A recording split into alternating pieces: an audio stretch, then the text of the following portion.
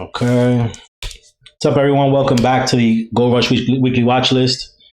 Um, very, very interesting week up ahead, in my opinion. Let's see. Uh, there's a lot. I mean, there's just a lot, right? We're sitting at all time highs. Um, I believe there was an announcement from the Fed last week talking about uh, it looks good for multiple rate decreases starting next or Q2. Which is really good news just overall, right? And the fact that the market managed to move up in a high rate, highly inflationary environment, I think, I think, I think it's just extremely bullish, right? So that being said, I mean, I just think that like a lot of things are lining up for this to continue to move up. Now, if we look at, we're looking at ES on your screen right now. You're looking at ES weekly chart, and to be honest with you, I mean, just like ever since we hit November, pretty much since October, making all new highs. We did get one pullback month, January. 1 week in January, and continuation, just all new highs. Even like the pullback week from a couple of weeks ago broke out above the previous week's high, right? And so this is very, very strong. I think that there's no reason to go short at any moment right now. Based on the fact that like we've broken through a bunch of supply zones, we're sitting at all time high. And we're gonna look at SPX daily chart in a minute, but it just if I just want to say like there's strength, so let's continue rolling with the strength. Whenever there is weakness, which would come, the catalyst for that would be something coming from the Fed, maybe some action out in the Middle East or here in America, right?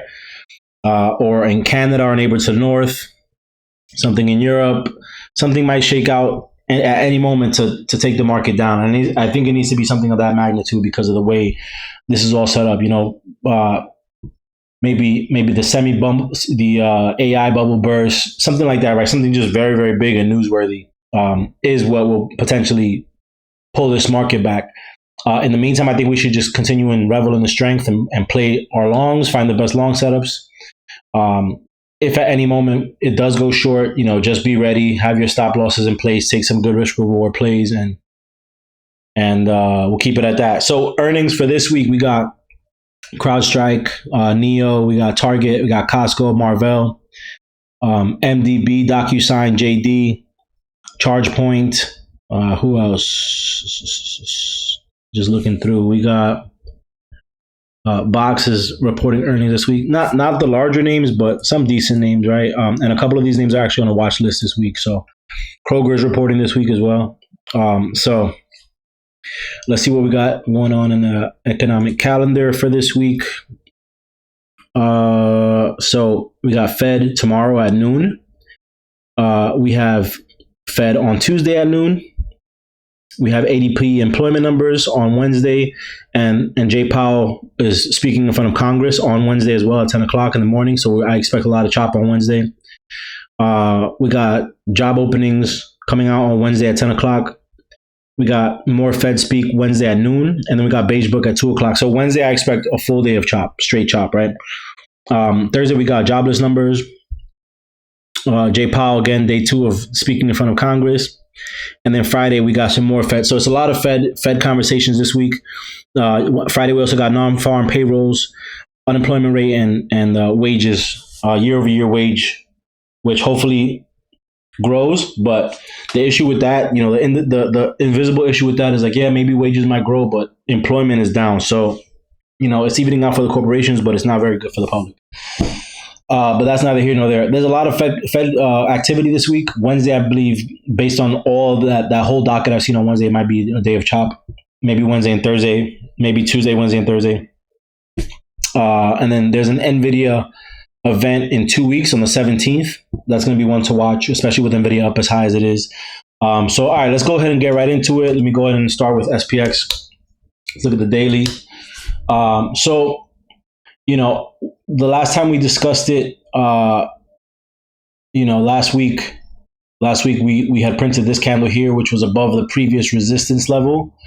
The SPX bounced and kind of put this candlestick, this doji, in no man's land. It pulled back a little bit, and you see some buying pressure with these three candlesticks here. A lot of lower shadows loading on the bottom of these candlesticks, and price continued to push higher on Friday. So I'm looking for a continuation there. Now, all you can do is just like identify where we are, right? And where we are is we broke through this resistance here. We found resistance on Monday, pulled back, retested it on Thursday, and then broke through it on Friday. So I expect us to come in and retest this resistance the way that we kind of did back here, right? To see if there's buyers still available in this level. So that's going to be very important. We've been riding this 20-day moving average for quite some time. Ever since we got the bullish cross here in the end of November, prices come back to the 20 a bunch and just continues to ride it, right? So we can definitely count on SPX pulling back to the 20 at some point. And then from there, depending on how strength is with the market, seeing whether or not it may continue to ride that strength and move to the upside. So definitely be watching that. That 20 seems like it's crucial for SPX lately. And in the meantime, while it's showing strength, right? I mean, like SPX is showing strength while Apple is showing weakness. So that's very interesting. So there's a lot of different other factors running SPX right now. And we'll go through them real quick right now. Just go ahead and switch to the next one. QQQ, obviously QQQ showing a bunch of strength. I haven't checked the weighting of QQQ in quite some time, but I will say, we got the same bullish cross back here in November. And I will say that I bet, NVIDIA's market cap increase is contributing to QQQ's this strong move, right? Like this chart, as the prices of these tickers go up, they take a little bit, their market cap increases, and they take a little bit more weight in some of these indices. So what that means, that's good, because it's good for when things are bullish and you're in the in the stock and you own it, or you're in calls or whatever. It's very good because as NVIDIA or whoever it is rises, then the rest of the market rises, right? For the most part, the rest of tech rises and just kind of follows through with it. The bad part about it is, though, and the part that, you constantly have to just keep in the back of your mind and always be ready is, if NVIDIA has or whoever has, I'm just putting NVIDIA as an example, has bad week, I think it might be Microsoft or it might be Meta. It might be one of those that's making this look the way it does. This actually looks a lot like Meta's chart, and actually looks a lot like Netflix's chart. But once those start to pull back, everything else in the market could be set up for a nice strong upside move. But the strongest one, the one with the heaviest weight within that indice, isn't showing strength, and so it'll kind of like slow things down and not let the rest of the market thrive. So just keep that in mind. QQQ is looking absolutely amazing. I think it is a bit extended from the 20. It's obviously very extended from the 50. So just keep it in mind. I mean, same setup with QQQ. I would say that we'd want to pull back and find some support in this area where there was previous resistance. You see all these sellers living in this area. You want to see it potentially, if it does pull back, let it find support in this area. And this week, especially Wednesday with Fed, with Jerome Powell speaking in front of Congress, perfect time for this to go sideways a little bit, pull back, find some support, let buyers jump in and bring it back up for QQQ.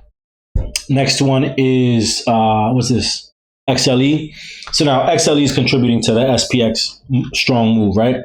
XLE, I think, is in a wonderful spot. The reason why I like this so much is because, look at this candlestick right here, right? This candlestick, just a big, strong candle, right? Just a bunch of strength, good consolidation, nice, strong move up. And then it gapped up on this day on January 4th and then ripped down, right? And then ripped all the way down and made a new low. Now, so what that's forming right now is an inverse head and shoulders, in my opinion. We got a little bit of a level here, pulled back, made a new low, came back, consolidated right on top of that 50-day moving average and underneath the 200, ripped above the 200, now consolidating above the 200. And now it's tested the top of this candlestick's range. We haven't been above this candlestick in quite some time, right?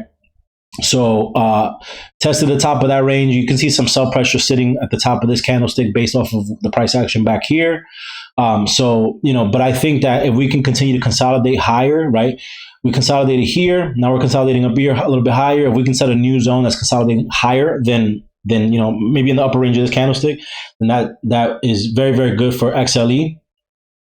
and very good for overall for the market, right? Because if it's not tech running it, it's going to be XLE, it's going to be XLF, it's going to be XRT, right? It's going to be some of these other names. So we want to see a continuation above 87.68. We got 89.09 for XLF, or sorry, XLE. So and they're not, XLE a couple of weeks back was decoupled from tech, or so it would have an inverse relationship. So as tech goes up, energy goes down.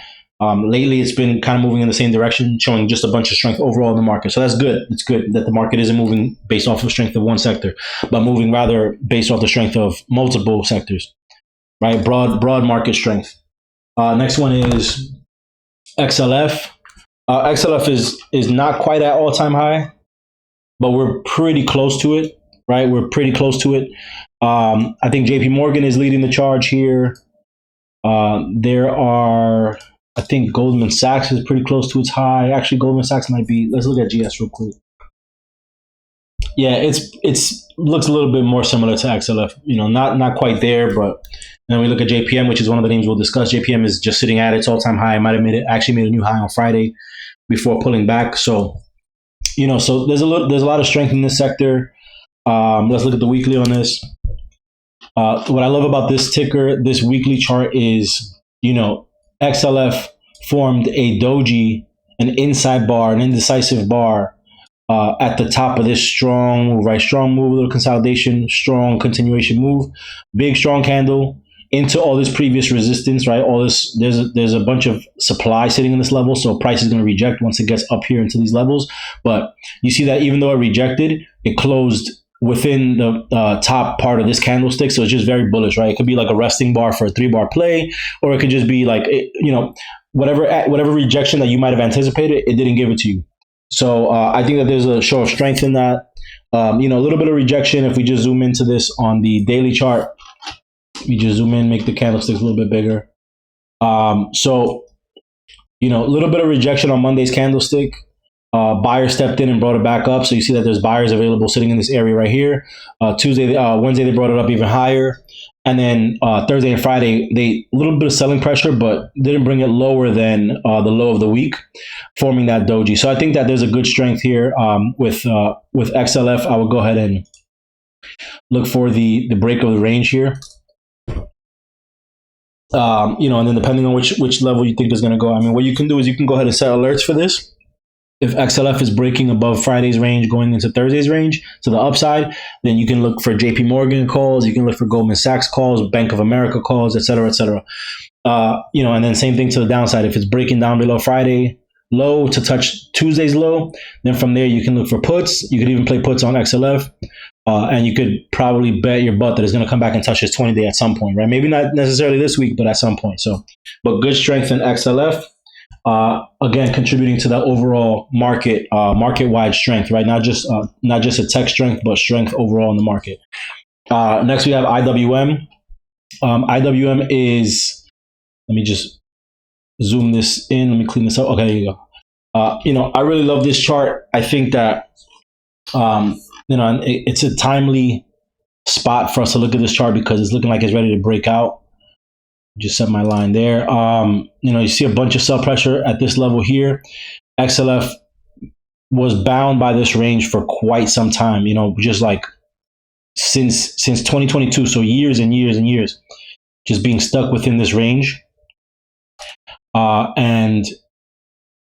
Stuck within this range, just bouncing through. And it finally kind of it did reject a couple of weeks back, and then it pulled back, found some very short-term support here, and then the 50 is pushing it, the 50 and the 20, they are pushing it back up. Now, last week we had the inside bar, right? So this bar was within the range of the previous bar, and this past week we broke through the range to the upside, right? So strong move to the upside, broke above the high of this week and the high of this week, and we're just holding above the high of this pivot right here. So as long as IWM holds these current levels, it can break above that 209.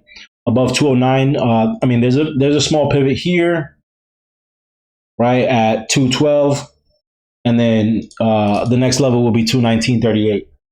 I think that you see this level here around 214 and change. If you just look across the screen, it has a bunch of support. If you just look over to the left of the screen, right, just like a bunch of support, 1, 2, 3, 4, 5, 6, 7, 8 candles. of support, and then you have this kind of candle where it just was indecisive. So I think that at 214.57 ish, I'm just gonna go ahead and mark it right. Let me just mark it right here. Is at 214.47 ish, just in that area. You can expect for it to find a little bit of a battle in that area potentially, right? Just because it just looks like an area where like a battleground area where buyers and sellers might decide to fight a little bit. Let me go ahead and just set it to, that's where I want it.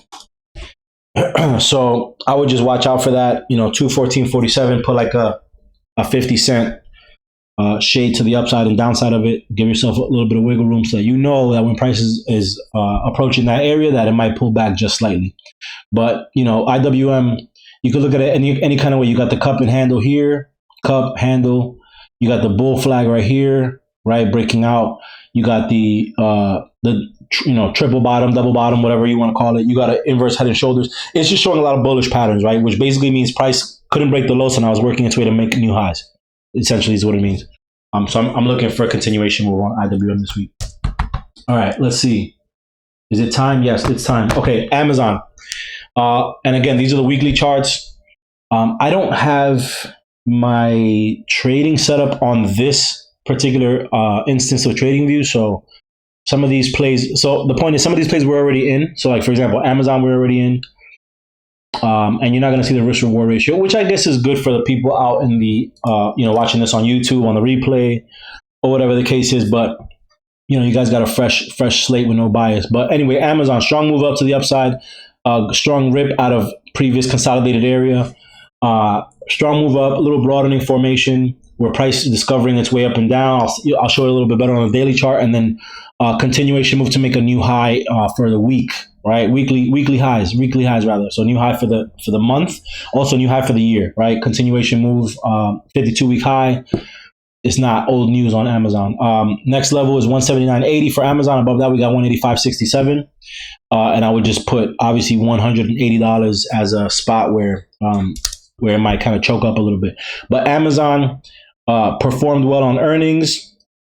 They beat on both ends. I think they guided strongly too, which caused the gap up, a little bit of sideways action. And then, it needed to touch that 20-day moving average in order for buyers to continue to buy it up. So showing a lot of strength. Again, 179.80, 180, 185.67 for this week. You can see the broadening that I was mentioning. You can see it right here. Just go ahead and paint it for you. And it might, it might even go back and reject a little bit once it kind of reaches the top. Right, but there's your broadening where price is kind of zigzagging, making higher highs and lower lows to try to figure out where it needs to be. And right now it's choosing to be, if we were to draw like an imaginary line in the middle of this to kind of split the top of the range and the bottom of the range in half, it's choosing to stay on the top of the range. So that's very bullish. Amazon, again, we're already in the 180 calls for 315, I believe. And I don't think it's too late for anyone if they want to jump in who's watching it potentially on in YouTube land. Let me just confirm that it's Amazon. Yeah, Amazon 315, 180 calls. They were $1.56. They closed at like 2 and change on Friday, and I'm interested to see what the gap is going to look like coming into Monday's price action. But again, we got to beat that 179.80 in order for this to be meaningful. Next one is Nvidia. Nvidia, beautiful daily chart. We got Friday, Thursday, Wednesday, Tuesday, Monday. And then so here's last Friday's price action. Monday, we formed an inside bar of Friday's price action. Tuesday, we broke to the downside. Wednesday, we tried to bring it back even lower, but a little bit of indecision. I love dojis because they show potential change in direction, which this one did. Next day, we broke the range to the upside. We formed a doji so it could go any way. But what you do is you go ahead and you set your every single day, you go ahead and set your lows and highs and see where the current price for the night, for today's, for example, Sunday. So I would set my lows of Friday if the market was open for Saturdays and Sundays, obviously I would have my Saturday high, Saturday low, and then see which one it takes out. Whichever one it takes out usually will continue to go in that direction. The thing that we have to take out we have to take out that level 823.94, which I believe we did in the after hours, if I'm not mistaken, on Nvidia. Let me just double check. Yeah, so we took out the 826.55, sorry, 823.94 in the after hours. and we're currently trending a little bit higher. So Nvidia is just continuing to break the range to the upside. That's the daily chart. I'm zooming out to see if there's anything up here, but there's nothing up here. But this is Nvidia we're talking about. Nvidia is also just formed. It was forming an inside bar, but it did break to the upside in the after hours. So it just needs to hold the top of this range and the top of this level here before it continues to make new highs. So I'm just looking for a continuation there. Nothing too complicated. Next one is JP Morgan. JP Morgan, again, the weekly looks very, very nice. I actually think I have JPM for a potential put play on the daily. Not that it's going to shake out, right? Not that it's going to shake out, but if it does, we get some good risk reward on this play. Let me just show you what it is. Now, obviously, like this is at all-time highs. It took out the high by like 10 cents or something. 1 cent. It took out the high by 1 cent, right? It made a new high on Thursday, brand new high on Friday. When you reach all-time highs, usually you might get a little bit of a pullback. So take out the low of day. We can target Thursday's low of day. We can target Wednesday's low of day. We can target Tuesday's low of day. I'll give you a pivot machine gun. From there, you can target last week's midweek low, and then we can target some of these, right? So it could be a strong pivot machine gun to the downside potentially. Not that I'm saying it's going to happen, but if it does, you get a nice risk reward ratio. You go ahead and set your stop at the high of day, set your entry at the low of day, and target. If you bring your target way down to let's just say the 20, and you put like a 2 weeks on it, 316 expiration, you get a nice 4.25 to 1 risk reward ratio, which is nice, right? It's just nice to see something like that. Even if you want to go ahead and bring it into this level, you still get 2.8, and even this level, for the low of the week, you still get like a 2.13. Obviously, your risk reward gets better as you bring your stop closer, which is what you want to do once you're in profit. Bring your stop a little bit closer. Once you're really in profit, you bring your stop into your entry, and you get a limitless risk reward ratio. So, as you guys know, I repeat this all the time.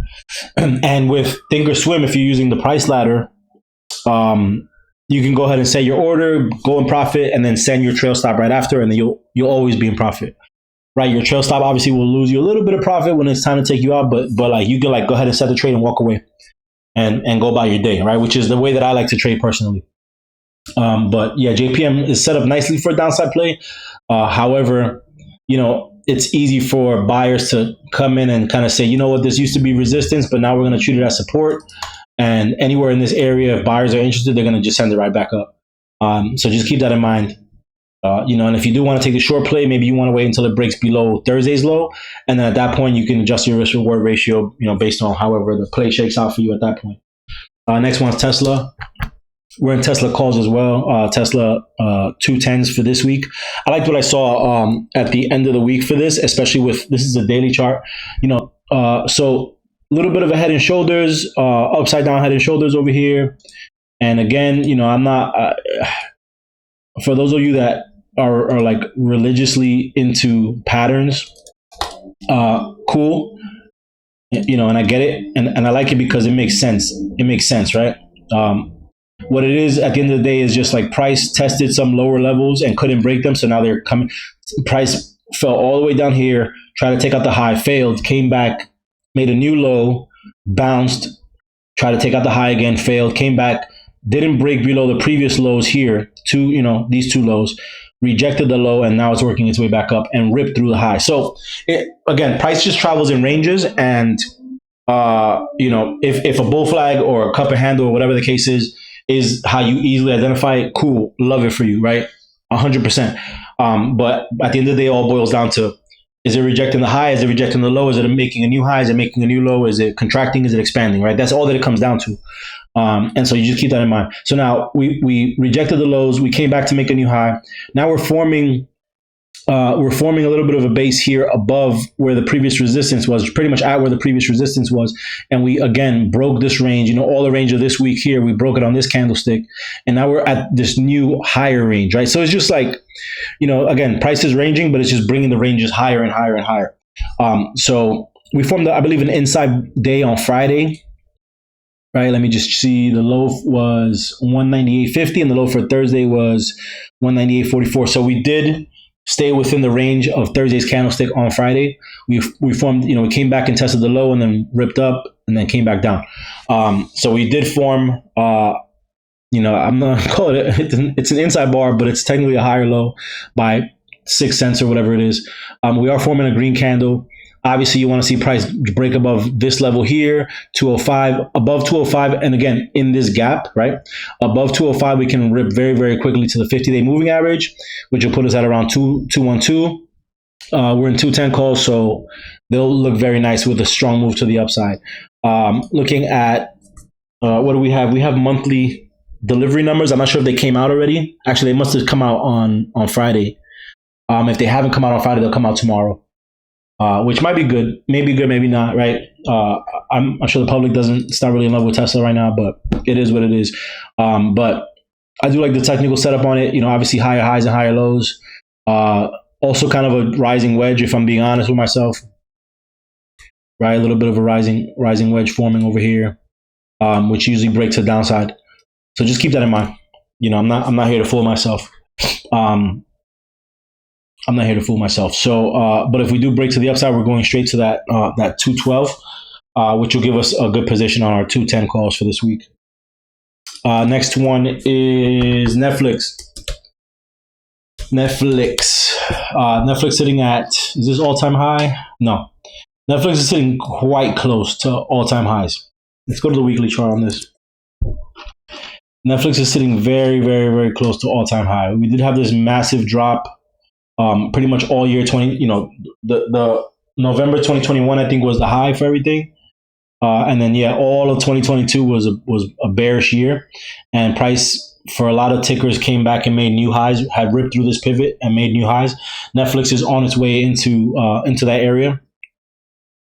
I just want to see, there's a bunch of consolidation sitting in this level here. You see the little pullback here, you see 4 candlesticks in a row here before the bear flag broke to the downside. So we really need to reconquer this level that we're currently at, 619.34. Let's call it 620. Netflix needs to trade above 620 in order to continue to show strength. Above 620, we got a nice. This would be what the hell is this thing called? A fair value gap. A fair value gap breaking into this candlestick here. Obviously strong rip down, potentially nice easy rip up. We'll see what happens, but let's call it 620, 640, 660 for the next 2 weeks. In terms of risk reward, you want to go ahead and keep it tight. You don't want to set it for the whole candlestick. It'll give you like a 1-to-1. If you do candlestick and then you do 660, it gives you like a 1-to-1, which I don't like to risk $100 to make $100 personally, right? So maybe you want to set it at your 50%, which is like right around here, which will give you a 2-to-1. Maybe you want to set it at the 25% ish, which is around here, which will give you 3-to-1 ish, or whatever the case is. So, and again, this is a weekly chart. If we look at the daily, then it might make a little bit more sense. Yeah, I mean, like you could take your entry at the high of day and set your stop right at the high of the previous day right here, and that'll give you, what's the risk reward on that? Let's see what it is. It looks like it might be like a 2.6 or something. 2.95. Okay, so a little bit higher. Yeah, but I like Netflix for a continuation. They had a negative earnings report and they continue to still move to the upside, right? They broke on revenue, but earnings per share they did not beat, but they're still continuing to move to the upside. I believe the guidance was very strong on Netflix. They said that they're gonna get very bullish with the way that they charge. Strong rip to the upside, pull back to 20, continuation bounce, pull back to 20 again, continuation rip to the upside. 640, 660 targets for Netflix for the next couple of weeks. So go ahead and mark those on your chart. I'm gonna go ahead and put 640, that's fine, and 660. 660 is just the next one. All right, so the next ticker on our list is TSM, and there's a lot. We got to go through a lot, so I'm gonna pick it up a little bit here. I'm loving TSM on a weekly. Again, very, very close to all-time high. Zoom that out a little bit. There we go. Very, very close to all-time high. TSM weekly is just absolute beauty. So we had the strong rip, 2 kind of candlesticks next to each other, resting bars, continuation. So this is like a 4-bar play right here. First one, igniting bar, ripping through all previous resistance, strong bar. Next couple of bars are resting bars, lower volume, not really breaking much higher or much lower. It did break up a little bit higher, but I would still consider this a resting bar. And then the continuation bar, the 4th bar, of a 4 bar play or like the third bar of a 3 bar play is continuation move, strong move to the upside. Now, this next bar can also act as a resting bar. It did pull back a lot, significantly more than the 2 previous bars. But it didn't surpass more than 50%. Didn't pull back to more than 50. This one kind of did, but it looked like it was just looking for the 20-day moving average, just as the rest of the market has on a weekly. And then this past week, break previous, all 3 previous weeks. So kind of an igniting bar. The only thing is that we're sitting in an area where there's a bunch of supply, bunch of sellers from the last time, from all-time high, who didn't get to sell. Some sellers who didn't get to sell way over here got to sell here and brought the price way back down. And there's some sellers that just didn't get out, and so they're gonna be selling. They're gonna be hitting this hard as soon as it gets up here. But I think that TSM is gonna continue to move higher as long as it forms its support higher than previous weeks. So just form like it has its support down here.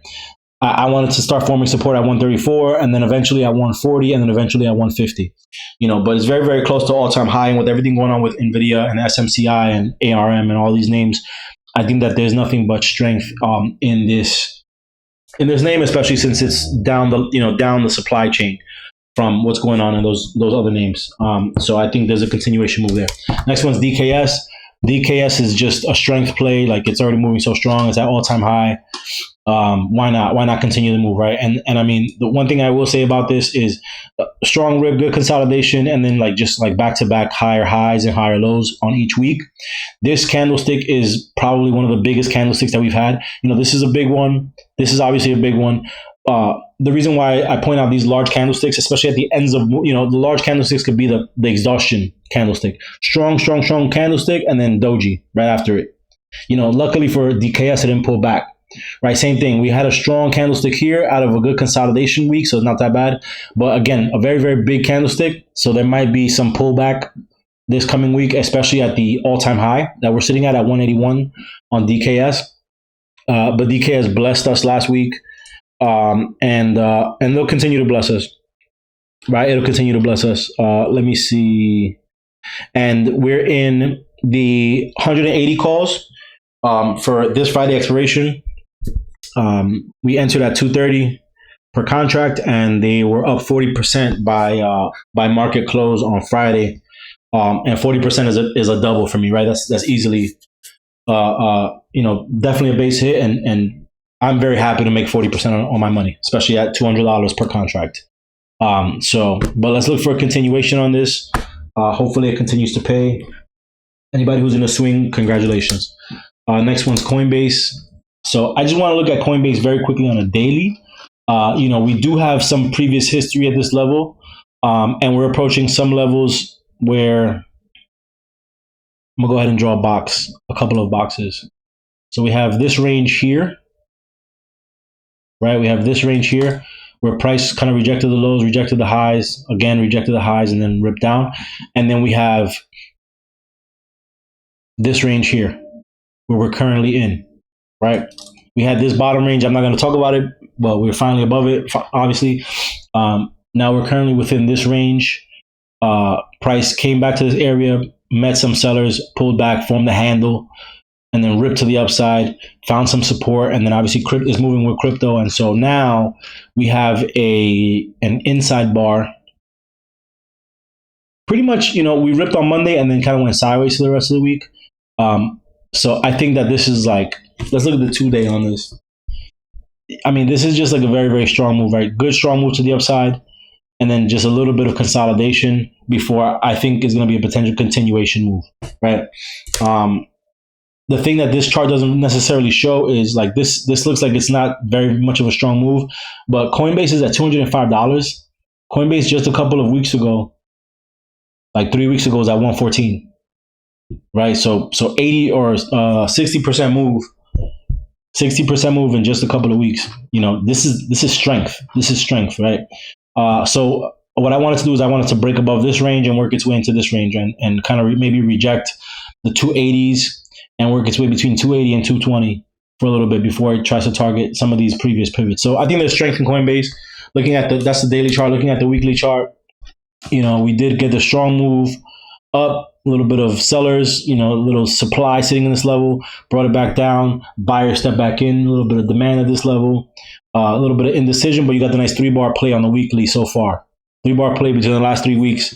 So with that strength, I think there's a continuation. Usually 3-bar plays end up drifting to the upside in terms of price. So I'm looking for it to essentially do this, work its way up, pull back, retest this area as resistance, and then, or as support, right? Previous resistance as support, and then work its way up. That's what I'm looking at for Coinbase. The next one is Visa. Visa, again, another monster. This is all-time high for Visa. And Visa at the end of this move, good consolidation, strong rip, good consolidation, little broadening expansion here, inside bar, but then price broke the range to the upside as well as to the downside, opened up on a 20 and ripped, and then putting in this kind of resting bar, right? A very, very clean doji resting bar at the end of the move on the weekly. If you look at it on the daily, you got the nice strong move up, good consolidation, very, very nice doji at the end of the week. Inside bar, let's see, low 282.11, 282.18. So we did break down below the low, but then we bounced and kind of closed where we opened to form that doji. So on the weekly, I'm looking for a potential 3-bar play, which basically means there's going to be another candlestick of this magnitude here, between the low of 273.34 and a high of 285, so about $12. Ripping, break above this high and work its way up into about 295 or so is what I'm looking at for Visa. Now, if we do reject this high, if this is where the sellers are living and they're going to bring price back down, I will go ahead and target this 20-day moving average, and then from there I will target the low of the previous week, and those will be my targets for Visa for this week. If we do not break the high, right? If we do not break the high. If we do break the high, obviously 285, we got 290. From there we got 295. 285, 290, 295. 290, rough and dirty, 295. There. Those are your levels for Visa. I'm loving Visa right now. And again, think about it in terms of what's going on with the markets, right? Money's tight. People are using more credit cards. Interest rates are high, so those credit card companies are making money for people who are in interest environments, right? Whoever are paying interest on their credit cards. So naturally, they should be making more money. Costco is sitting at all-time high right now. Again, for those of you who the uninitiated, I will show you the Costco weekly wedge, right? Where price kind of got tighter and made higher lows and lower highs to break out and rip and work its way into making new highs, right? So nice wedge breakout. If you can't see it, I'll draw it for you real quick. This was one of my favorite patterns to talk about in the market for months and months and months and months. Right, you got the little wedge. Actually, let me just paint this a little bit darker. So anyway, Costco broke out of its wedge, making new highs as expected. So I'm looking for a continuation move. I'm not, we're not gonna go crazy. I'm not gonna sit here and try to, there's a bunch of setups that are at lows and a bunch of setups that are forming their first higher lows on the daily. But they might not be ready, and they might be the ones that we throw our money into that say, you know what, psych, and they kind of just fall and go back to, back down to where they came from. Why are we going to waste our time playing, looking for strength in sectors where there isn't strength? If there's a bunch of strength here, if this is sitting right near all-time high with a nice pullback candlestick, let me zoom in on that real quick. Nice little pullback candlestick, right? Made a new high on Thursday, pulled back, and then Friday opened lower and could have easily gone down, but instead it went and it dug into that red candle, right? Why am I gonna look for something like Charge Point or Blink? Why am I gonna go waste my time looking for something else over there that's $10 and $15 that's gonna go from 10 to 12 or go from $10 to $9.50 when you got something that's sitting at all-time high, $750, can easily get to $780 in the next couple of weeks, and you see the strength. Right. So I think I'm projecting a little bit here because I used to try to be the first one at the party, but who cares, bro? It's not that serious. It is not that serious. go where the money's at and put your money where the money's at and have fun. You know, the real fun is making money, not necessarily being the first one who was right? Who cares? Who cares if you're right? Did you make money? No? Okay. So then being right it's not profitable. It's a waste of time. So sorry for the little rant. Costco, point of that is Costco showing some strength. So let's keep the good times rolling. If Costco for whatever reason does fail, you can go ahead and, where's my fib? You can go ahead and set your, if you want, you can set your entry at the 50%, which is the purple line on your screen is your 50%. Go ahead and set that as your entry. And then you can also set the first target for that would be the end of the candlestick, the bottom of the candlestick, which is at 739.25. Underneath that, you could target, I'm not even going to put last week Friday's thing there. I'm going to go ahead and just set the previous target over here. Actually, I like this one a lot. 734.96. And then from there, you could target the 20-ish, or the bottom of this candlestick, wherever it may land. Those are your downside targets. Now, if you want upside targets, I will go ahead and put a little trend-based fib on this. And those are your upside targets: 755, 759, 763, and 770. Now, again, based on the move, right, we got, and again, no biases here. I'm just looking at what the facts are. Higher highs and higher lows. So if it's making high highs and it's making high lows, I think it's going to try to make higher highs. I think it's going to continue to try to make higher highs. And once it gets to those highs, I think it's going to pull back and make some lows, right? Like, why are we going to go against the trend, especially after something that's been consolidating, something that consolidated like this and could have gone anywhere? It's trending upward. It's trending upward. Let's not kid ourselves here. Next one is DocuSign. DocuSign is one of those that, I was looking at it a couple of weeks ago. This is a daily chart. Yeah. So I think I noticed it it was on this day or something, or on one of these days. And I'm like, this thing looks like it's ready to make a move to the upside, but I wasn't interested. And I put it in the chat too. I just wasn't interested in being the first one, right? We made money on DocuSign last week. I don't like right now. It looks like it's more than ready, right? What I really want to do is, instead of being the first one to be like, oh, I was screaming DocuSign from the hills. Like, who am I, Kathy Wood? Right? Like, I'm not Kathy Wood. Like, I don't need to. That's not how I operate. We all know people that operate that way, that need to be the best, that need to be right, and need to be. Listen, my job here is to make sure that when there's money moving in certain directions, that we move in the same directions. Now, DocuSign looks like it's in a place where it might be ready to produce some more money. It's sitting at a level where it previously rejected previous support. So I want to see what it does in this level here. I want to see how strong it comes out of this candlestick, right? If it continues to make this move to the upside, we got the 50 pointing down, so that could be easily be a pullback to the 50 before it breaks down. But it did hold at 200. We got the 100-day crossing through the 200, which is bullish. We did cross the 20-day moving average, which is still pointing down, almost like 45-degree angle down, right? But I like DocuSign. I think that if we can get above this level here at 55, then from there we can kind of work our way and undo some of these highs here. But I do like the setup. I do love the fact that we have a low here. We made a new high in all this area here, and now we have a higher low, right? So now we can potentially go and make a new high, but there's a lot that needs to happen, right? We need to break through 55, and then we need to take out these highs here. DocuSign does have earnings this week. On the 7th, which is on Thursday, and they're estimated at 0.67 or 0.64 EPS and $698 million in revenue. So let me see, estimate 6.63. So they're trending in an upward direction. The reason I say that is because the estimate here is lower. The estimate and the two estimates for earnings and revenue are lower here in December than they are here in March. Here in March, they're just a little bit higher, right? Just slightly higher on estimated EPS and slightly higher on estimated revenue. So they're trending in the right direction. The last time they beat their earnings, they beat on both ends, and I guess they guided very, very strongly, which gave us this move.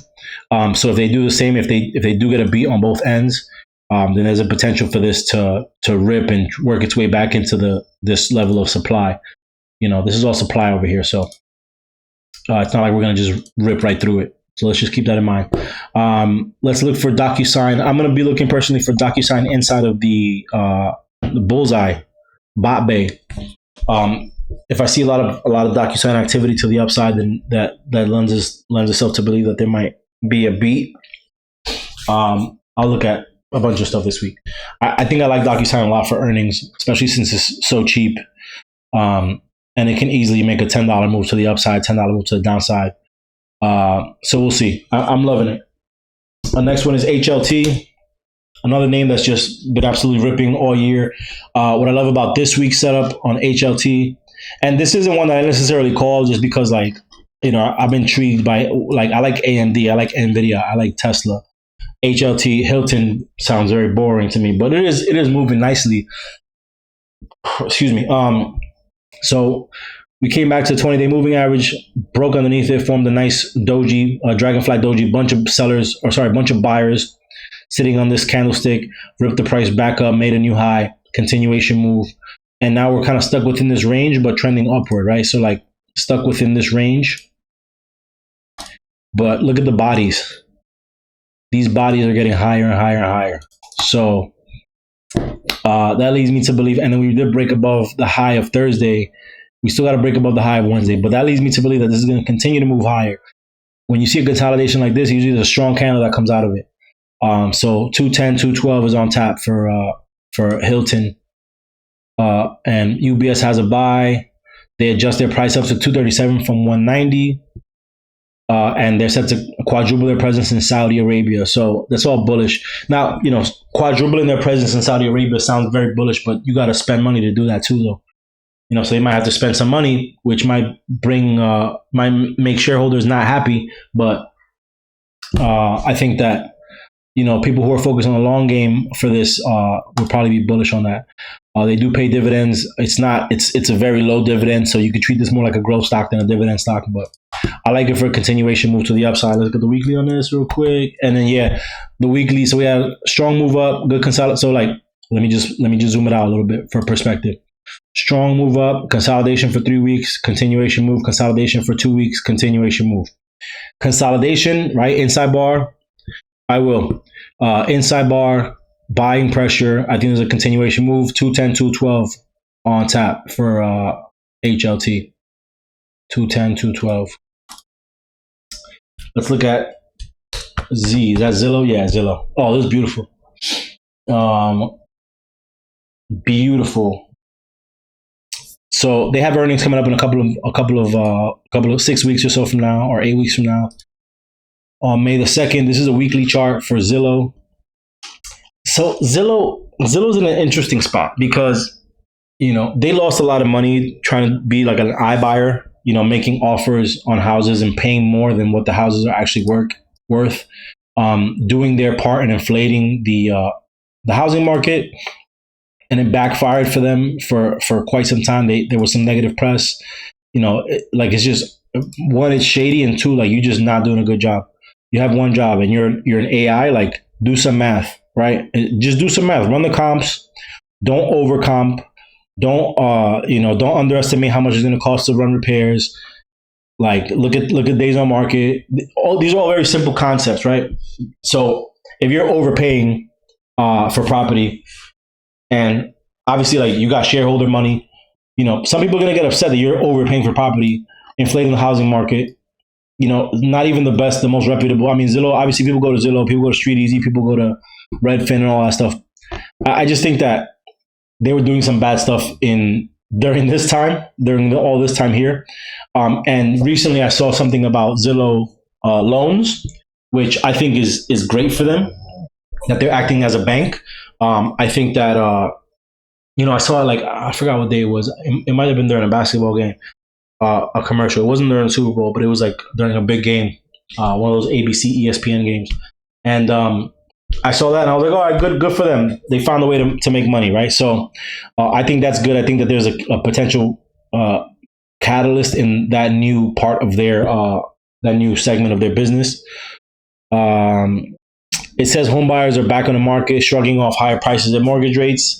Yeah, I think that's going to flip in a few weeks. I don't think that's I think that's more pumping than anything else.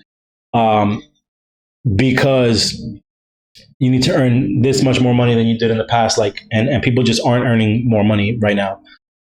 So it's like a tug of war between a nice headline of like, oh, maybe there was a little bit of a surge in some market in some like obscure Midwest state, versus like the reality is like, no, we can't afford houses right now. Millennials can't afford houses right now. Especially in some areas, some metropolitan areas, and some of the more desirable areas. So perspective, it's all about perspective. The market is all about, hey, what do shareholders think? What do people who are in the market to buy shares think? Right. So it's all about perspectives. But on a technical setup, I think this is very, very nice. We did come down and make this low here. That was the lowest for the past couple of years. Obviously, COVID low was the lowest and then like IPO low is the absolute lowest. But so we had this low. We came in, made new highs. We broke down and made a new kind of higher low. Even though we broke down on these lows, we did form a higher low. Didn't come back to this area. Strong rip to the upside. Let me just stretch these out a little bit. Strong rip to the upside.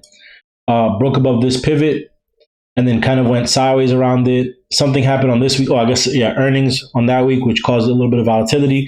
Broke underneath the 50-day moving average and then ripped above it on the weekly. Let's look at the daily on this real quick. I do like this price consolidation. It's almost kind of like a wedge, although it is trending a little bit upward, right? Because we have this level and then we have kind of these levels over here. So price is working its way a little bit higher. We did make new highs all last week. We're just pressing on and making higher highs pretty much all last week. Finally, above the 50-day moving average. Above this Friday price action, we can target this pivot right here at 58.96. Above that, we got 59.96 or 59.86 rather. Above that, we got 61.13. And then above 61.13, let's see. 61.13, we got something going on over here. And then we have, I will call it right there, 64.48. I like it. I like the move to the upside. I like the cup and handle, cup into a wedge, a little bit of price discovery. I do like the strength that is showing last week, back above the 50-day moving average. You got the golden cross here. You about to get another golden cross in the 100 to 200, and you about to get another golden cross in the 20, crossing to the 50. So in like 3 days, if Zillow's price stays where it's at, you're gonna have all the moving averages sitting in order. 20 and then 50, then 100, then 200, and all pointing up as well. So I do like this a lot. This is something definitely to watch. I'll go ahead and set your alert to the high of day. Add alert. Nell I think Nell has some sort of inside information somewhere. So maybe there's a little bit of more than what meets the eye with Zillow. Maybe there's some information that came out. Maybe there's some price upgrades. Maybe there's some news on how this lending segment of theirs is doing. Maybe they just have a little bit more commercials now, which means they got some more money to spend, which means they got a big move coming. Who knows? But if you're interested, and she's been on the money for the past, since forever. So if you're interested, then go ahead and keep it on your chart. Go ahead and set your alert at that high and look for it to break out. Facts. I think that it's just showing a strong strength right now. This is a very, very nice chart. I'm going to go ahead and add it to my list here. I think the premiums on this are pretty inexpensive too, which means you could load up on them, or you could go close to the money on them as well without breaking the bank, if I recall correctly. Let's see. Next one is, where was it? AMD, absolute monster. All-time high. Yep, all-time high on AMD. We did have a good consolidation. So here's your previous all-time high. Good, strong move above that, and then it came down and retested 4 or 5 weeks in a row. 1, 2, 3, 4, 5. All this price action down here, and a strong move to the upside. Jay Berry just posted it in Top Setups, so that's pretty much your catalyst right there. Nothing else needs to be said. It's sitting at $202. I'm sure it's going to come back and retest the $200 mark. There is a little bit of a gap here, but I'm sure that, and I'm sure that it will come back and try to find some support. But I'm confident that AMD will find its support and continue to work its way up. For AMD. So yeah, again, this is another one. Like, it's just showing a lot of strength. Good move, good consolidation, nice strong rip to the upside. Now we need to consolidate at a higher level, right? We're discovering price at a new level. Now we need to consolidate at a higher level. So let's see what's up with that. Let's look at that Z monthly real quick.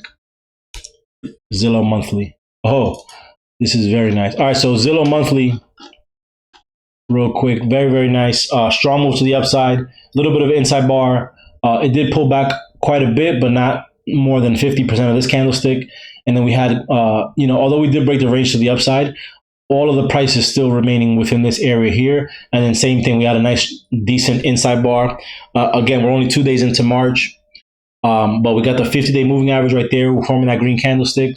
And so strong igniting bar, resting bar, maybe strong igniting bar, maybe potential 4-bar play there for Zillow on the monthly, which means a breakout pretty much all month long. So I would be very interested in seeing what Zillow does this month. So just look out for news for them. Starbucks. Why do I have Starbucks in my chart? Starbucks looks like dog shit. Let's see. Starbucks. I think the reason why I have Starbucks on my chart is as a put. I am a shareholder, but they do not deserve my money right now. It is wedging. Oh, that's why I have Starbucks, because of this wedge. That's why I have Starbucks. I'm being straight up.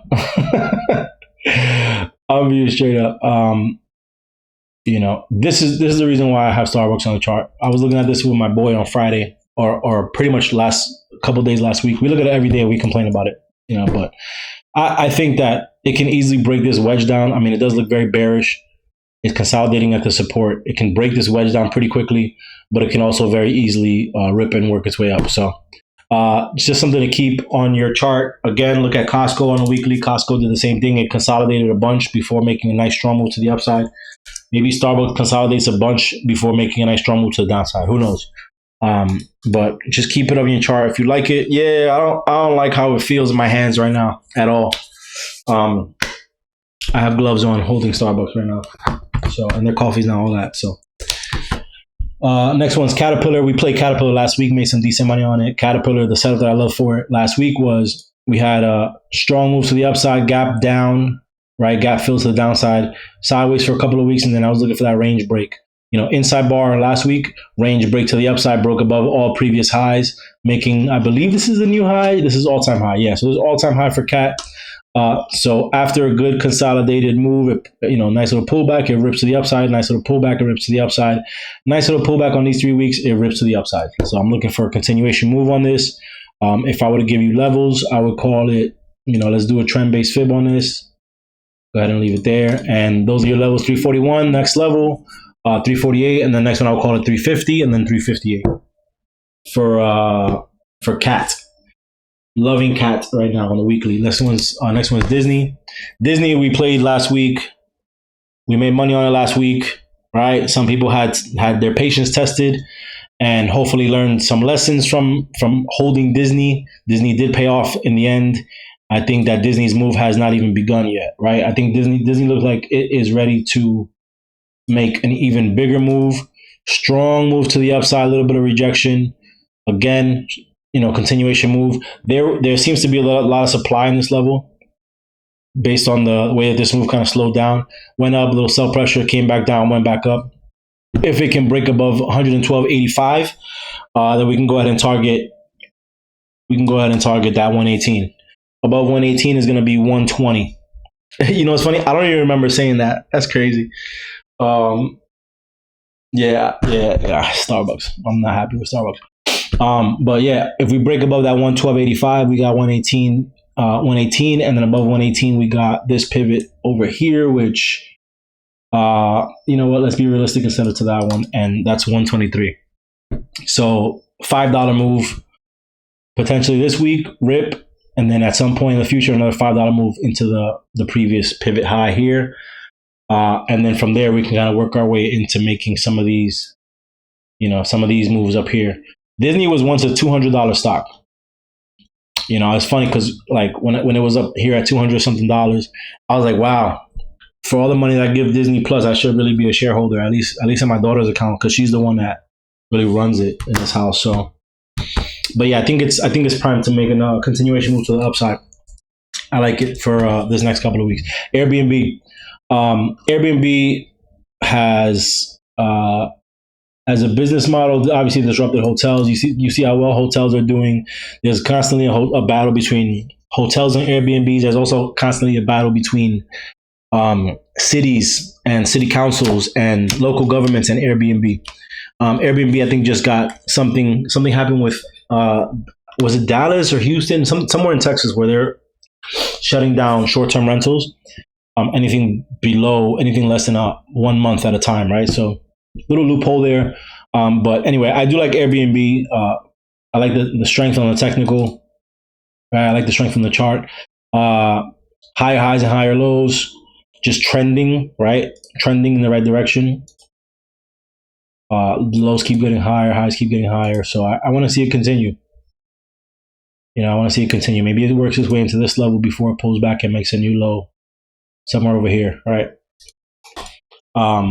So maybe this week it'll give us 163.24, which is the target that I have for this week. Above that, there's 168, and then above that, there's 172. 168 and then 172 for Airbnb. Do they have earnings, or they had earnings recently, and they missed on their earnings per share, but they beat on their revenue, and that was on this day. It pulled back a little bit, went sideways, and now it's kind of working its way up. It's drifting up. I like to trade things after earnings because it kind of like you let the sentiment settle, and then from there it kind of works its way in the natural direction that people want to take it in. And I think that they want to take it a little bit higher. So I like Airbnb for a continuation move to the upside. If for whatever reason it does fail below the break of, if it breaks below Friday's low, you got a nice little pivot machine gun for the week here, and you can set your final target as a 50-day, which I doubt it'll get there, but it might. But I do like it for this week for sure. Next one's Uber. I believe we're in Uber calls. Let's see. Uber. Oh no, we're not in Uber. We played Uber last week. It made some money for us last week. I would love to be in Uber calls. See what happens tomorrow.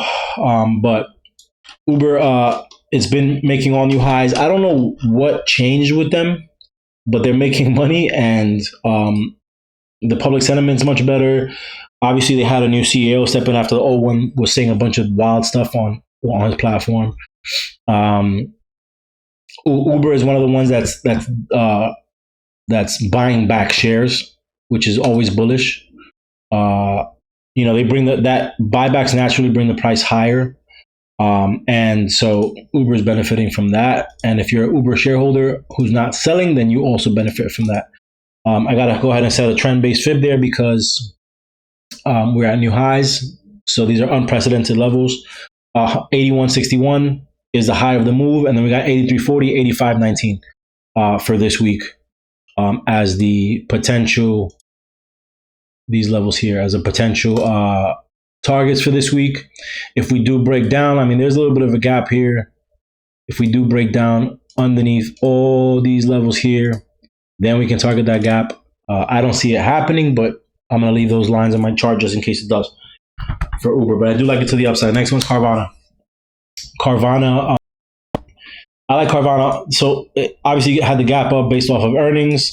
Negative report, strong move to the upside. I guess really good guidance. All right, very, very good guidance.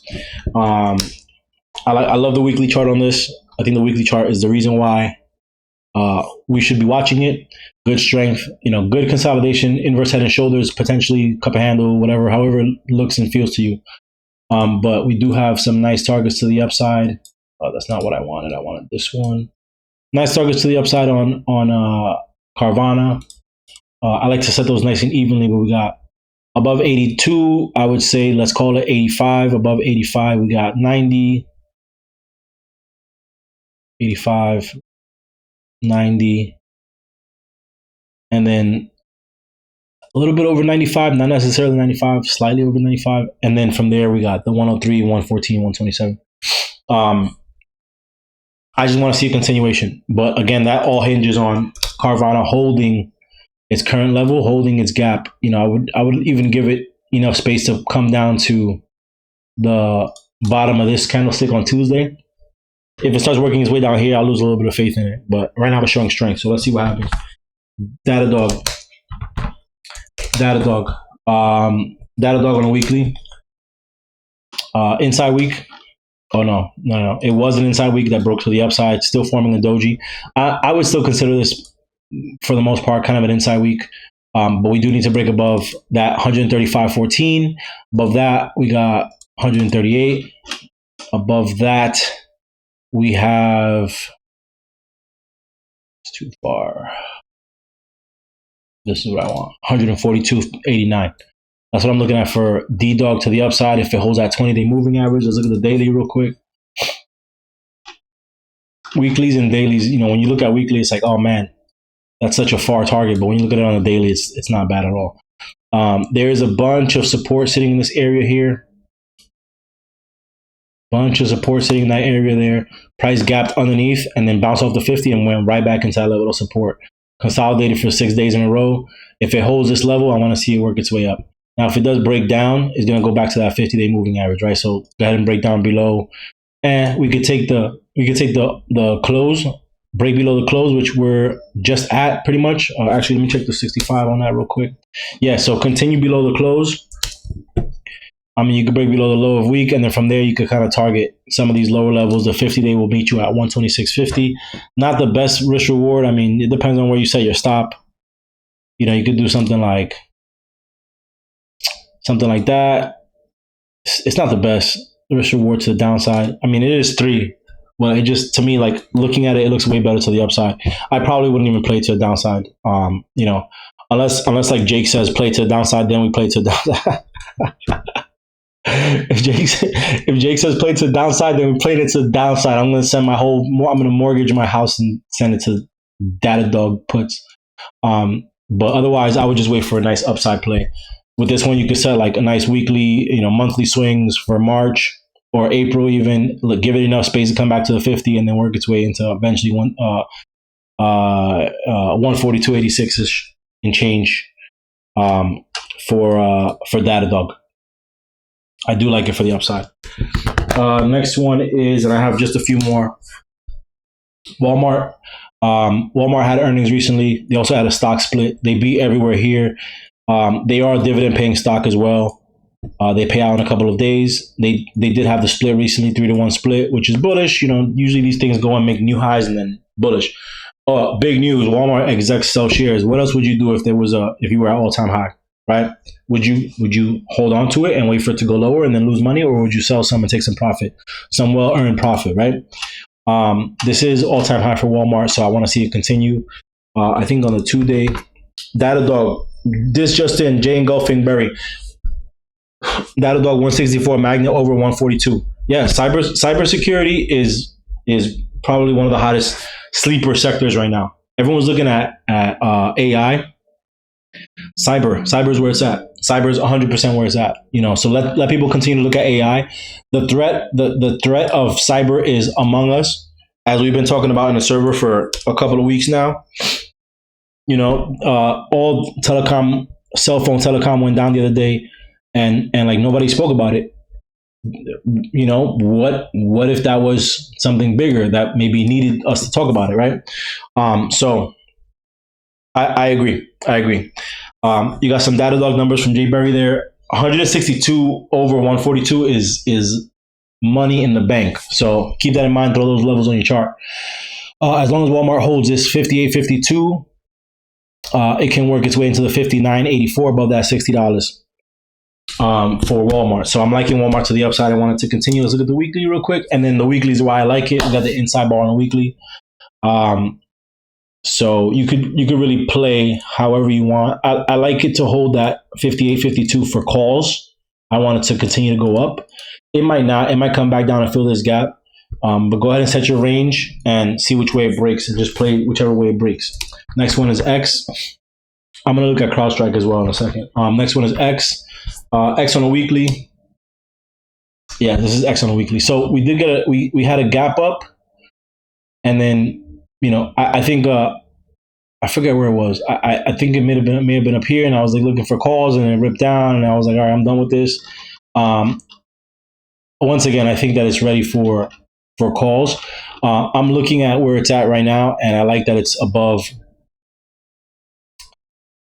It's trading at a level where it's kind of above this pivot and testing some of this pivot as support. Um, right there. So I just needed to hold some of this level here. Right now it's riding the 50-day moving average on a weekly. Let's look at the daily real quick. It's like rotting my brain, but it is in the right spot. I think that a lot of these tickers wait for moving averages before they make a move. So for example, it gapped up over here and it went sideways a bunch and it kind of drifted up and kind of came back down. And on the 50, then it started making its higher move. Same thing again, it's kind of drifting. And then now on this 50, it's making sure that it's holding that 50. So I think that the 50 days is the one to watch for X. Above 47.65, we could target 48.85, and above that, we could target $50 for X. So I'll be watching X this week, maybe 50 calls for April. Real quick, while we do X, we also look at CLF. CLF looks very, very nice, I believe, on a weekly as well. The weekly on this is gorgeous. Couldn't break the range to the downside. You see how it kind of like just look across the screen at 14.15. It came and like broke down a little bit. Buyer stepped back in, came back, couldn't break again, and now it's working its way higher and higher. On this weekly, we had the strong bar here, inside bar, nice little breakdown to test the 50, nice little continuation move to go a little bit higher, and now we're breaking that range a little bit higher, right? Just strongly, slowly and strongly, higher and higher. Above that, 21.18, we can go ahead and target. I like this level here, 22.54. Above 22.54, we can target this level here at 24.57. We can buy 25 calls for April and chill, right? 25 and chill. This long position, it would be something like this. It would be something like that. 25 and chill.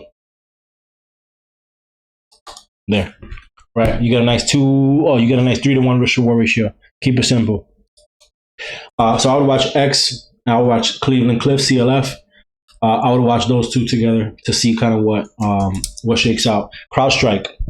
CrowdStrike on a weekly, strong move, pull back to 20, strong move, pull back to 20, strong move, pull back to 20, strong move, pull back to the 50. And now we're kind of in limbo. It did gap down. I think it gapped down based off of Zscaler earnings or one of those. I forget which company it was that reported earnings that week that made all of these tickers. It must have been Snow. That caused everything to pull back a little bit. But this remounted the 20-day moving average. It's sitting right near the 20-day moving average. So really, it needs to take over the 20-day moving average. Take over the high of day Monday or Tuesday before it can work its way up into 329, and then above that we can work our way into 338, and then from there 340 and 350. I do like CrowdStrike. As long as it holds that 20-day moving average, is going to continue to show strength. If it does break down below the Friday low of day, it can target this previous low of day and then the 50-day moving average, which is right there. CLS, what is this? Celestica? I never heard of this company. What does this company do? Let's see. What does this company do? Cooper Company, NetApp. Oh, okay. Shareholders, Canadian residents require board members. All right, hold on.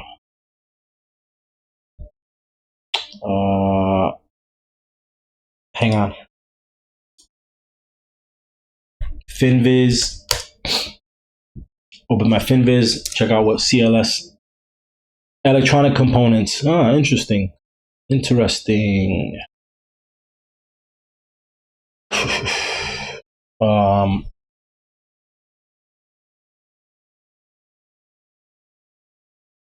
CLS. Hold on. Can you guys see FinViz on my screen, or do you still see TradingView? Stock has been a beast on data center craze as a subsegment of its business. TradingView. Okay, let me switch over to whatever this is. Finviz. Stock has been a beast on data center craze as a subsegment of its business, provides server and storage infrastructure for the hyperscalers, which has translated to stock forexing over the last year. Okay. Strength. That sounds like strength to me everywhere. You can option on it. Let's see. Higher highs and higher lows. Kind of rising wedge, but breaking out above the rising wedge. Look at the weekly on this. Finviz, for those of you that are not familiar, Finviz is a very, very good, and this thing is going vertical. It's a very, very strong research tool that allows you to find out a bunch of information, a lot of information about any company that you're interested in. It includes analyst, ratings.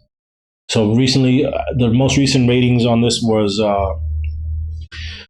in July 2023, upgrades by TD, by RBC, CIBC, Argus, Citigroup, BMO, all set to higher targets for the most part, with some higher changes. This company is well above all of these quotes here. So that's interesting. And then you go a little bit lower and you get some news, some headlines. So you got Celestica announces updates to its 2024 annual special meetings of shareholders. Ring the register. So Kramer's on it. I think he sounds like he's bullish on it. Which it doesn't matter, right? At the end of the day, I think the market likes to make fun of Kramer, but it is what it is. Celestica shares show a must-see chart. And you can click on any of these. I'm not going to waste our time on it, but you can click on any of these and kind of get some more information. And then one of my favorite parts about Finviz is you come down and you can see their income statement, all their live, and I don't have the updated version. I don't think you need it. I mean, if you want to, depending on how deep you want to go, it would be good to have it maybe, but you got financial statements to kind of understand their business. And then the other part that I wanted to see, I don't think is here. It shows you, I don't know why it doesn't show you here, but it shows you typically the insiders, whether they're buying or selling. Excuse me. So let me go back to this. All right, so strong segment. It's related to data. So that was a Twitter quote. Twitter is a great space to do research. I get a lot of my research on Twitter from people that are way smarter than me. So absolutely love that. And then this thing has just been absolutely ripping based on where it's at. It's part of the supply chain of it would be like a cyber play, also kind of like a data play, an AI play. There's a lot because it's data center for the most part. Higher highs and higher lows. You got the nice strong rips making new highs, range expanding to the upside on the weekly, accelerating on this past week. I'll be interested in seeing what the 50 calls look like for this week. If it goes up that high, I bet it does. This is a nice chart. Very, very nice chart. As long as it holds the close, I would continue to think that it's going to work its way up. Now, if you do want to take downside on this because for whatever reason you are, just not a nice person, then maybe you take it at the break of the 50-day, the 50% of the candlestick, take it to the low of day. From there, take it back to the 20. I wouldn't go below that 20-day. I would not go below that 20-day just because this thing is showing a lot of strength, good consolidation on the daily, nice strong moves to the upside. So very, very nice chart. Thank you for bringing it to our attention. I'm going to go ahead and add it to my list. Thank you for that. Let's see. LRCX. Very, very nice. That was a very nice chart. And a sleeper. I mean, I've never seen that ticker before. So I'm sure others haven't. If that person that you found that analysis off of is like an insider or the CEO, then maybe take it with a grain of salt. But if it's just some dude who just did some good research, then the chart justifies it. It's a very nice chart. LRCX, high highs and higher lows. Obviously SMCI, NVIDIA, all that stuff. ARM is just part of that. LRCX probably hit $1,000 this week. That's it. That's the tweet, right? LRCX 1,000 this week. That's it. Not worth talking about anymore. AAL. I like AAL on the weekly. There's a bunch of stuff going on with like airlines right now, and the industry overall. And if anyone's been traveling by air, maybe the quality of your travel hasn't been, what you expected.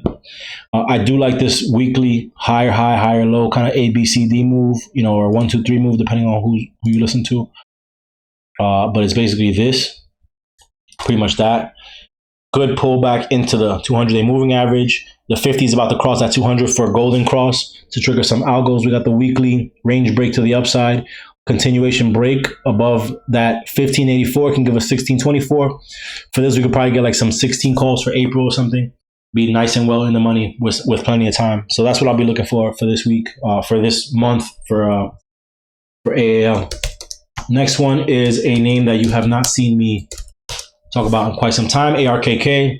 I think ARKK has a decent move loading in it right now, especially with DocuSign and some of those other names. Zoom, this Zscaler, I believe, is an ARKK name as well, if I'm not mistaken. Inverse head and shoulders here. We got some lows, lower lows, came back and couldn't break it. Now we're making new highs, cup and handle, holding that 50-day moving average. This is the weekly, right? So it's still a 50-day moving average. It's just kind of shrunken by a factor of 5 since it's a weekly chart. But regardless of where you look, and this is one of my favorite studies on Thinkorswim, right? If you're on a daily, it's still a 50-day moving average, right?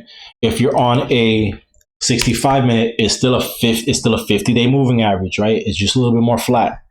If you're on a weekly, it's still a 50-day moving average. So very, very nice. Above the pivot of this past 2 weeks, whatever this candlestick is, 5206. We did test above it. We need to get above it and stay above it before we can target that 54, 52. And then we can work our way up. Now, the reason why I bring up ARKK is because of Tesla, right? Because of Zscaler, because of CrowdStrike, right? Because of those names. If ARKK, again, like XLE, if it moves and breaks above some of its highs, and you can look at some of those names to make sure that they're doing the same thing. So ARKK is going to be just one to watch real quick. Like, it's going to be worth a quick glance at the end of the day. It looks very, very nice, right? For a nice breakout. Next one's BX. BX, I believe it's BX inside bar. Can target, green candle inside bar above the 50-day moving average.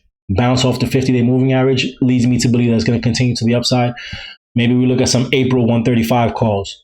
Blackstone is a financial services, investment firm, etc. So strength in XLF, potential strength in Blackstone.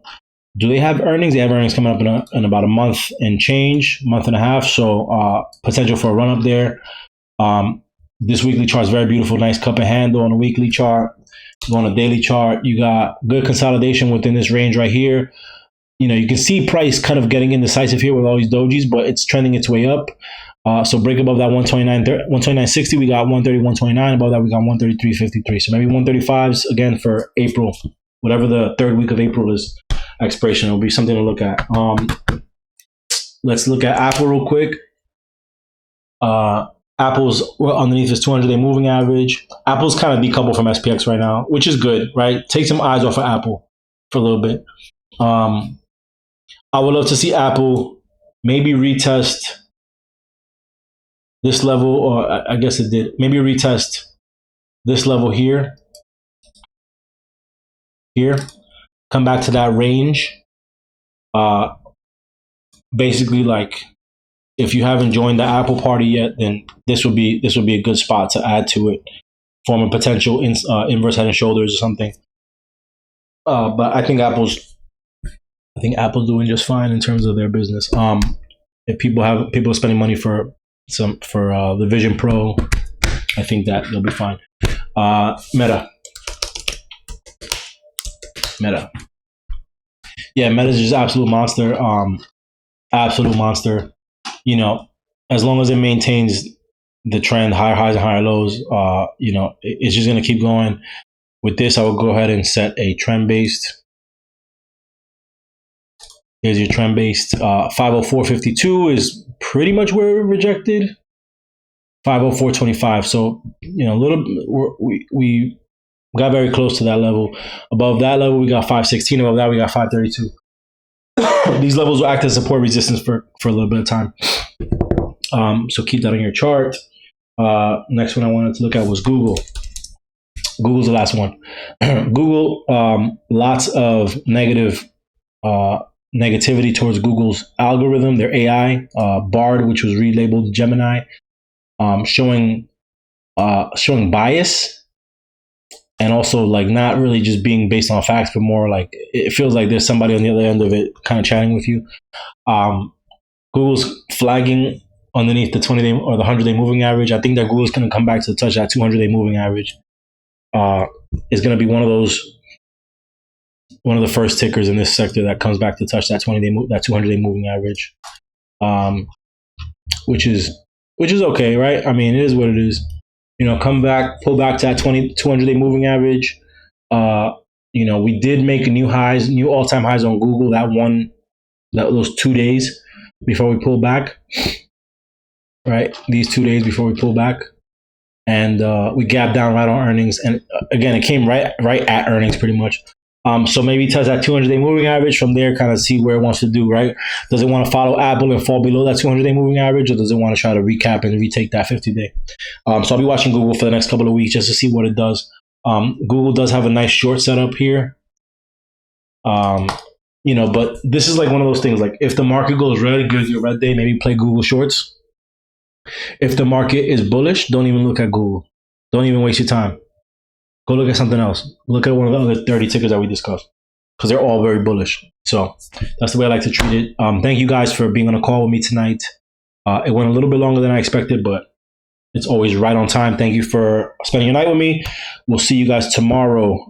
I'll be on a little bit later tomorrow because I have some things going on in the morning, but I'll be with you by noon.